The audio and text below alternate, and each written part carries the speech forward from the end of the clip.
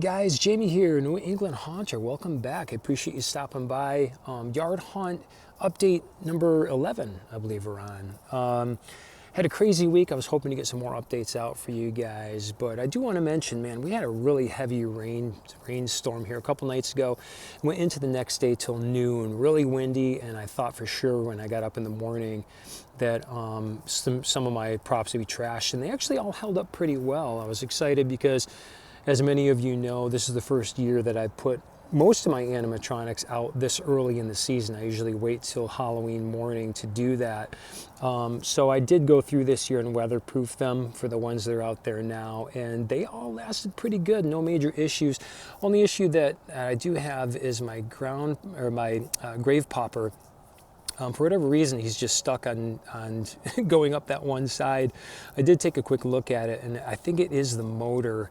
So, which I think it's kind of odd because I did replace that motor. I think it was late last season, but it was a brand new motor. So I was just thinking the other day how far ahead I am, and I was excited that I don't have to do all this on Halloween morning like I have in the past. But yeah, I guess I can't complain. Could be worse for sure.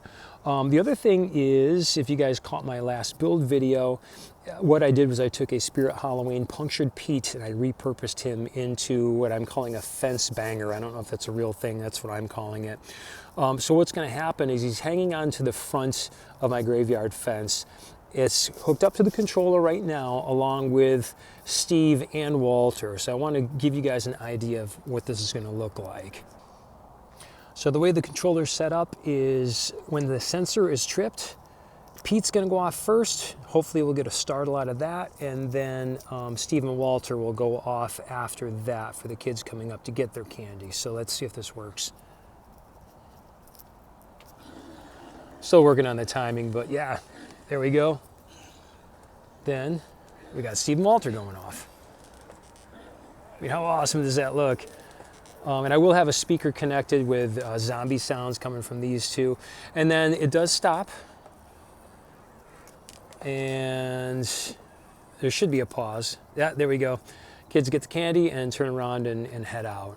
There is like a 20-second delay for when it's going to happen again, so it's not going off constantly. But yeah, I'm pretty psyched, man. It turned out good. Now right now I have the sensor here just on top of this tombstone. I have to rearrange some of the wiring.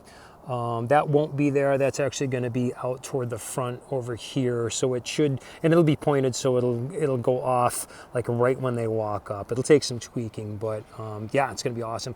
And actually the speaker on him, it cranks pretty loud. I just have him at a low volume right now and it sounds great. So yeah, Halloween night I'll definitely have that cranked up. And then I'm in the process of recording some custom zombie sounds that I will have a speaker hidden up here for both Steve and Walter. So yeah, awesome.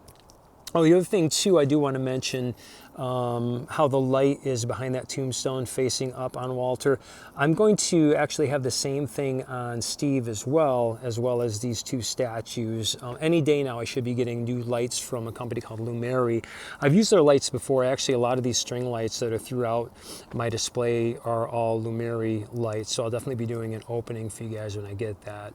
I'll kind of go over a quick overview of them, but the plan is there's 6 per string. I ordered 2 boxes, so we're gonna have 6 going up this side and then 6 going up this side as well. And I think I'm actually gonna start from that side, so I'm gonna have 1 facing up on this statue and then 1 behind the tombstone facing up at Walter, and then the others just kind of facing out in this direction. And the cool thing about those is you can make all 6 of those, even though they're daisy chained, you can make them each a different color and you can adjust the brightness and everything. They're pretty awesome. And then down this side, I'll do the same thing. I'll start here and I'll have that up on the statue. And then it'll go to Steve and then, you know, et cetera, down through here too. So yeah, definitely gonna be awesome. And yeah, as far as everything else goes, I mean, Coffin Ripper, he's still doing great. Yeah, I'm just gonna have to figure out the situation with that motor for the gravestone popper there. So it'll probably just need a direct replacement.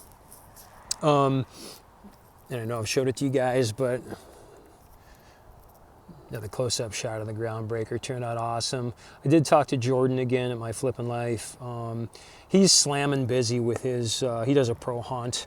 Plus, I don't know how he does it, man. I know he works full-time and does the pro hunt.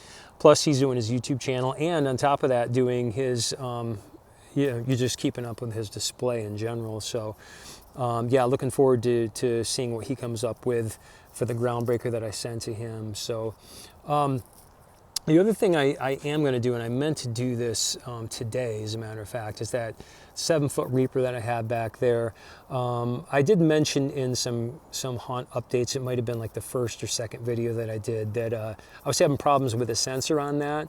He was just like going off all the time, and I think it has everything to do with the grave popper there. Every time he would go up with motion, and the shadow would hit it, and it would go off. I think I'm going to pull some of the powering cables on the Reaper, so it does just constantly go off, but he'll be like just looking back and forth and turning. But I'm going to pull like all the lights. There's a red light that shows up in his chest and in his eyes, and it just, I've never really been into the whole, you know, illuminated eyes and red and orange lights. So yeah, I think if I pull that and he'll just have some natural movement back there, I think that'll look pretty cool to have that further back in. Oh, last thing I do want to mention too is I just ordered one more Home Depot tombstone, and it's going to be freaking awesome. I can't wait to get it. I'm going to thank Jordan from My Flippin' Life, because he's the one that hit me up on it. I won't say much about it right now because I know he's super excited because he got one. I was lucky enough to get one as well. They're super hard to get, at least out my way. So yeah, thanks for that, Jordan. I appreciate it, dude.